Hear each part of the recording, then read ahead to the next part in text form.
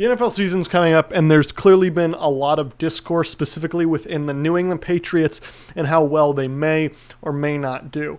A lot of this discussion has revolved around rookie, I guess you can call him sensation, Drake Maye, because everyone sees Drake Maye as the true successor to Tom Brady. We had a couple of years there where you had really just one of, in my opinion, the hardest watches at quarterback in recent memory. And that's not really even talking about the games. That's kind of talking about the overall Mac Jones experience. I remember when he had that high ankle sprain, and high ankle sprains are no joke. I mean, those can really hurt and do really hurt. But he had the high ankle sprain, and as he was exiting the field to go to the locker room, it looked like he was doing a Gary Vee exercise on how to get yourself prepared for a business deal. I remember when he went to the locker room with that injury, he literally looked like he was doing a Gary Vee exercise for how to prepare yourself for a business negotiation. Who do you love the most in the world? My family. Good. Who in your family? Pick one. All of them. You're very politically correct. Cool. Every day, literally once a day, genuinely sit there for 5 minutes and pretend one of them got shot in the face. There's a lot of questions about, will the Patriots be good? A weird thing that I feel like experts are doing nowadays is they're going, my sleeper team is the New England Patriots, and I think the Patriots are going to shock a lot of people this year, which, in my opinion, I think we've kind of moved past the they will shock people this year and into this weird category of if they do very well, people are going to go, yeah, look, we thought the Patriots might do very well, and if they do meh, people are going to go, well, yeah, we kind of thought the Patriots might do meh. I think they're actually damned if they do, damned if they don't, because if they do surpass their win total from last year and really only get like 6 or 7 wins, people are going to be disappointed, and I kind of agree with that assessment.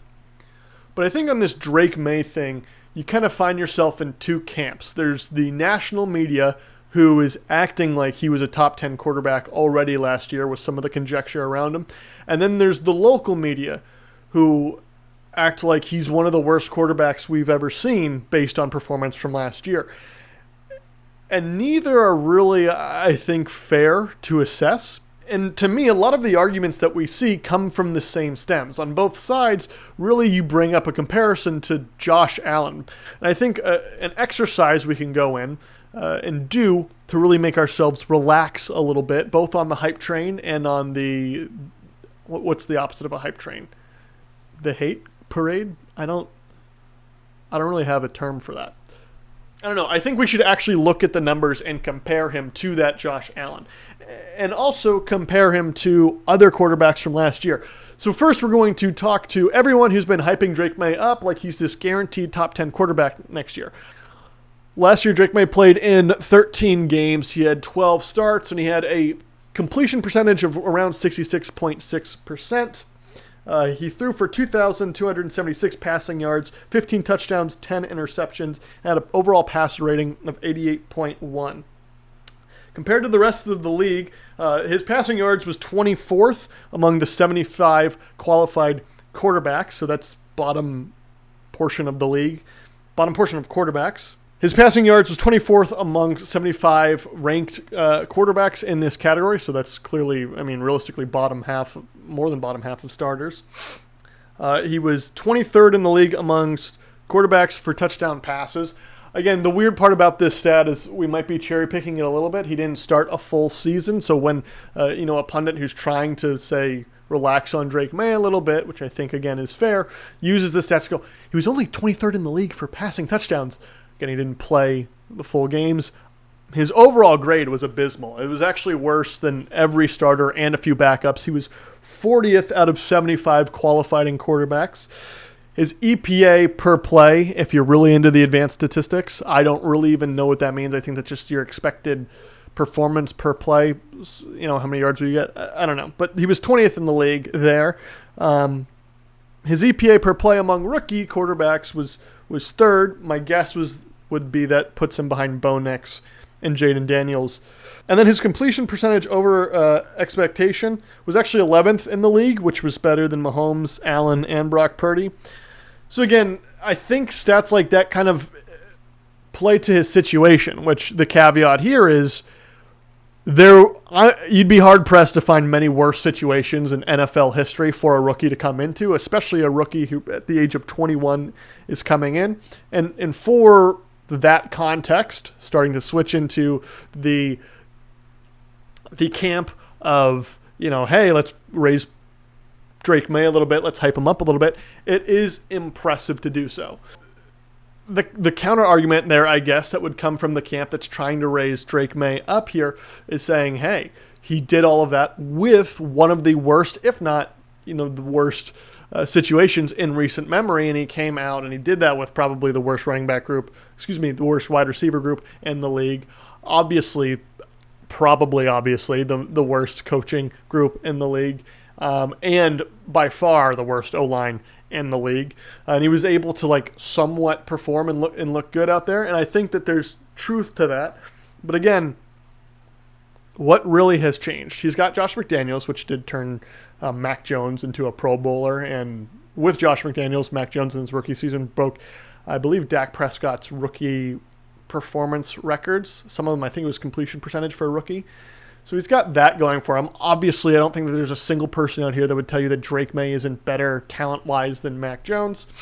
He's also got Mike Vrabel, who is that guy. I don't think that there was a better head coach on the rotation or on the coaching carousel to pick up. Ben Johnson, maybe, if you really want to lean into the offensive coaching style and hires, but I actually think we're going to see that fall out. I think the NFL's a little cyclical, and we're going to be back to defensive head coaches. But neither here nor there, nobody's really going to argue with you that Mike Vrabel is a better head coach, a better situation than Josh McDaniels. You've got left tackle Will Campbell, which despite the dinosaur arms, has actually been very good in the preseason, ranking number 1, I believe, in all tackles, maybe even all offensive linemen, according to Pro Football Focus, in passing blocks or blocking on passing plays and blocking on running plays. So there's a lot of good to go into this season.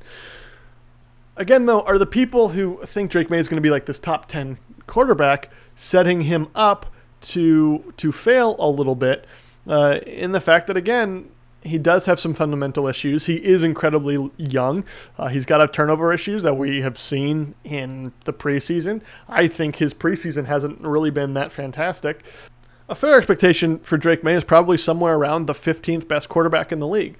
I wouldn't be too upset if he's on paper, middle of the pack, 15th best quarterback in the league, and you're still seeing some of the flashy, beautiful plays that we saw from Drake Maye. Literally brought me to tears. I cried multiple times watching Drake Maye throw the football last year. I shed actual tears in public around people who don't watch football. Before I go here, I do want to kind of give credence now to the group that says Drake Maye is the Lisan Al-Gaib, the true football messiah, the second coming of Tom Brady, and the next person who will win a Super Bowl in New England.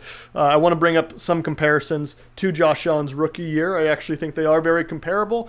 Josh Allen and Drake Maye had similar play styles coming out of college. They were both very young coming into the NFL, and they both had arguably questionable offensive coordinators their first year, and then got to be raised by people who I think historically seem good with quarterbacks. Josh McDaniels certainly is good with quarterbacks. And then Brian Daboll, I think, is, in my opinion, a good offensive mind. Just ask Malik Neighbors. Josh Allen played 12 games. Drake Maye played 13, so they're actually very comparable in that Josh Allen threw 52.8% completion percentage. I remember personally thinking I wasn't even into the NFL that much at that time that Josh Allen was a rookie, thinking to myself, this guy sucks. And I think most people who watched the NFL were very questioned Josh Allen's future and his ability. Drake Maye, though, was around 66.6% throwing for his completion percentage, which is much better than 52%. Drake Maye threw 202 more passing yards than Josh Allen. Now, again, he played one more game, but again, they're very comparable. I actually also think games played counts for the single series that Drake Maye played against Buffalo at the end of the year, which cost him the first overall pick. But so again, Drake Maye basically threw more passing yards this season than Josh Allen with a worse system than Josh Allen had at the time. He threw 2 less interceptions with 5 more touchdowns than Josh Allen. He had a passer rating of 88.1 that I talked about. Josh Allen's was 67.9, so 21 points. Is that how the rating system works? I don't know. 21 points higher than Josh Allen. Josh Allen had 8 rushing touchdowns. I didn't even know that. That's kind of crazy. 8 rushing touchdowns in his rookie season. Drake Maye only had 2. But again, Drake Maye ended up a Pro Bowler, which is crazy. And Josh Allen ended up being viewed as a good project to work on. As we wrap up this video, I think it'd be interesting to look at what Josh Allen's stats were the following year and kind of hold those as a bar for Drake Maye to hit this year. Josh Allen in his second year played 16 games. His completion percentage was still sub 60% at 58.8%. He threw for 3,089 passing yards with 20 touchdowns and 9 interceptions. His overall passer rating was 85.3, which I, again, believe we just found out was worse than Drake Maye's this year. And his rushing yards to touchdowns was 510 and 9 touchdowns. And so when we look at that, Drake Maye already surpassed some of those in his first year. I think it's probably fair to say we can expect him to do that again this year, and then probably be even better than that. Now, for Josh Allen, that was actually middle to bottom of the league in a lot of those ratings. Again, to give you a comparison, that year, that was Lamar Jackson's 36 passing touchdown year in 2019 when he won his first MVP. Man, Lamar is so underrated. I can't believe that people like Josh Allen is great, and you'd probably take Josh Allen going forward, but Lamar's been doing it for so long and has been so disrespected. That's crazy. Anyway, point is, if we just use Josh Allen's second year as a trajectory for Drake Maye to follow, to maybe one day be able to enter into that top 5 conversation, maybe even top 3 conversation like Josh Allen, and have MVP level discussions, we can see that, hey, it's okay if Drake Maye's not great this year. I actually think Drake Maye cannot be great this year, and because of the people surrounding him, can end up being the Patriots, can end up being a 9-win team, maybe even scratch playoffs if they just run the ball heavy, which they're going to, especially with an absolute dog like Travion Henderson in the backfield. So we don't really even need to see a top 10 Drake Maye, in my opinion, to see the Patriots meet expectations. It'd be nice, and if he is a top 10 quarterback this year, the league better be on notice, because that's terrifying for everyone not named the New England Patriots or their fans. But again, I think that's a very low bar to set, and I know that there's a lot of people setting themselves up for disappointment, even if he surpasses that bar by a lot. So for all of you people who are putting Drake Maye into the top 10, top 5 even expectations of next year, relax. Let the kid grow. Don't put too much pressure on him. And for all of you who are acting like if Drake Maye doesn't enter into the top 17, 15 conversation next year, that they should immediately start going back and looking at using a draft pick to replace him. The kid's going to be 22 this year and then 23 the following year. With his level of talent and with his coordinator, the only reason you'd be doing that is if there was a crazy injury next year, or if he was truly unstartable. You hope injury doesn't happen, and I would be shocked if Drake Maye is unstartable. Now I've said all of that. What is my opinion? Which camp do I fall into? Drake Maye is here to save the New England Patriots. And Chiefs fans, it's over. I would actually start crying. Buffalo fans, I feel bad for you. You guys hopefully win the division this year. Basically, what I'm trying to say, I guess, is we're going to see you in the Super Bowl in maybe 3 years. So, all right.